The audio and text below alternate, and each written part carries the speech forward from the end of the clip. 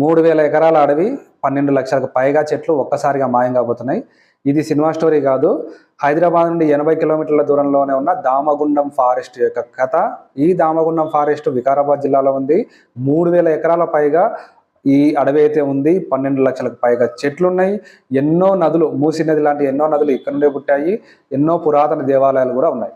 అయితే ఈ 3000 ఎకరాల్లో నేవీకి సంబంధించిన రాడార్ స్టేషన్ రాబోతుంది. మొత్తం 3000 ఎకరాలు కూడా మాయం కాబోతుంది. సో నేవీకి సంబంధించిన రేడార్ స్టేషన్ ఇక్కడ వస్తుంది. దీనికి తెలంగాణ గవర్నమెంట్ ఆల్రెడీ పర్మిషన్ ఇచ్చింది.